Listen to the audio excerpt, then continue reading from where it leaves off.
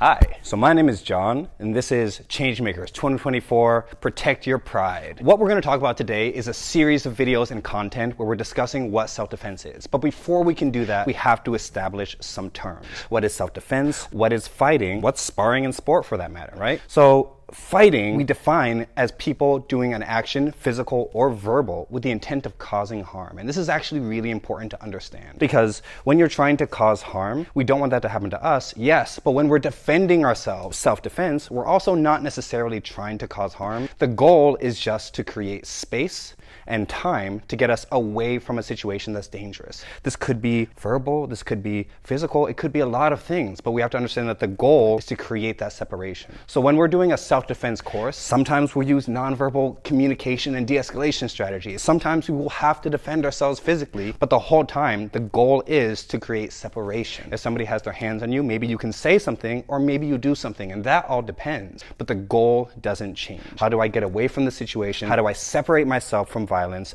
any kind of violence, right? And do that in a way that has the most peaceful outcome. So that's what we're here to talk about today. We're here to talk about, it's not sport, it's not this or that. What we're trying to discuss is the way that we protect ourselves. And now some tactics, some things that we do or don't do might depend. If we're doing sports, sometimes you want to wear gloves and do the boxing thing, and that's great. And that may give you tools that benefit you in self-defense, but not necessarily. So we're going to hyper-focus on some things that help us, help you stay safe and separate the best way we can with the most limited kind of information that we need. We don't have time to practice 57 hours a day. Instead, we need to know what's the simplest, most effective things that we can do to keep ourselves safe without having to work out 8 days a week.